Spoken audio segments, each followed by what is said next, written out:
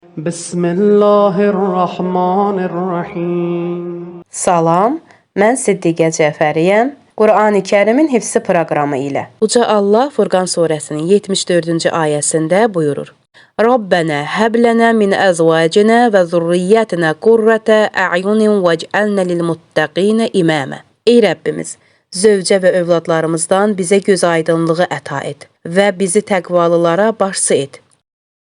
أعوذ بالله من الشيطان الرجيم ربنا هب لنا من أزواجنا وذرياتنا قرة أعين وجعلنا للمتقين إماما Gəlin bu cümləni birlikdə əzbərləyək. ربنا هب لنا من أزواجنا وذرياتنا قرة أعين وجعلنا للمتقين إماما Müəllim ilə təkrarlayın. ربنا هب لنا من أزواجنا وذرياتنا قرة أعين وجعلنا للمتقين إماما Əhsən sizə.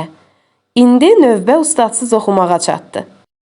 ربنا هب لنا من أزواجنا وذرياتنا قرة أعين واجعلنا للمتقين إماما 3 dəfə əzbərə təkrarlayın. ربنا هب لنا من أزواجنا وذرياتنا قرة أعين واجعلنا للمتقين إماما ربنا هب لنا من أزواجنا وذرياتنا قرة أعين واجعلنا للمتقين إماما ربنا هب لنا من أزواجنا وذرياتنا قرة أعين واجعلنا للمتقين إماما